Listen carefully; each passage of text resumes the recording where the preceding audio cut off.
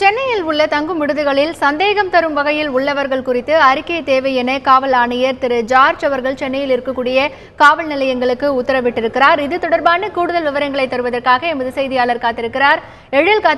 எழில் சொல்லுங்க, இப்பொழுது சென்னை காவல் ஆணையர் திரு ஜார்ஜ் ஒரு முக்கியமான உத்தரவை பிறப்பித்திருக்கிறார். சென்னையில் இருக்கக்கூடிய தங்கும் விடுதிகளில் சந்தேகத்திற்கு இடமான வகையில் உள்ளவர்கள் குறித்து அறிக்கை தேவை அப்படின்னு காவல் நிலையங்களுக்கு உத்தரவை பிறப்பித்திருக்கிறாரு. இந்த உத்தரவை பிறப்பித்ததற்கான காரணம் என்ன எழில்? இது குறித்த விரிவான தகவல்களை சொல்லுங்க. அதாவது தமிழகத்தில் தற்போது ஒரு அசாதாரண சூழ்நிலை நிலை வருகிறது. இந்த நிலைமையில் சென்னையினுடைய பாதுகாப்பு மிக முக்கியமாக கருதப்படுகிறது. இது தொடர்பாக நேற்று தமிழக காவல்துறை டிஜிபி அழைத்து கவர்னர் அவர்கள் தமிழகத்தில் சட்ட ஒழுங்கு எப்படி இருக்கிறது என்பதை அவர் கேட்டிருந்திருக்கிறார்.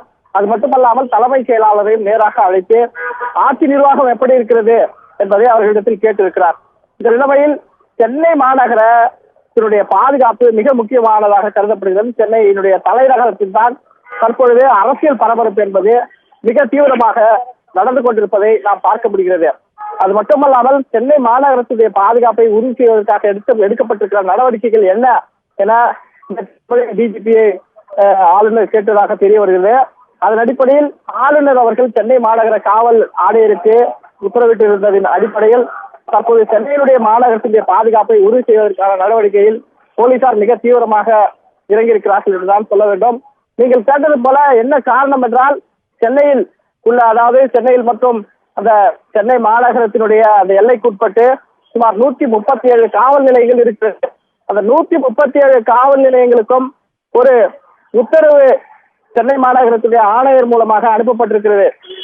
அதாவது இன்று மாலை 6 மணிக்குள்ளாக சென்னையில் உள்ள எத்தனை விடுதிகள் இருக்கிறது, அந்த விடுதிகளில் யாரெல்லாம் தங்கியிருக்கிறார்கள், அவர்கள் வெளி மாவட்டங்களை சேர்ந்தவர்கள் யார், வெளி மாநிலங்களை சேர்ந்தவர்கள் எத்தனை பேர், அவர்களுடைய முழு விவரம், அவர்களுடைய தொலைபேசி எண், இவை அனைத்தையும் இன்று மாலை 6 மணிக்கு சேகரித்து அதை அறிக்கையாக அதை தயார் செய்து அதை சென்னை மாநகர காவல் ஆணையருக்கு அனுப்பி வைக்க வேண்டும் என உத்தரவு அதிரடியாக தற்போது பிறப்பிக்கப்பட்டிருக்கிறது. அதாவது இதனுடைய நோக்கம் என்னவென்றால், சென்னையினுடைய பாதுகாப்பு இந்த அரசியல் சூழ்நிலையில் முன்னெச்சரிக்கை நடவடிக்கையாக என்று சொல்லுகிறார்கள். அதாவது மோதல் சம்பவங்கள் எதுவும் ஏற்பட்டு விடக்கூடாது என்பதுதான் அதனுடைய பொருள். அதை நாம் புரிந்து கொள்ள வேண்டும்.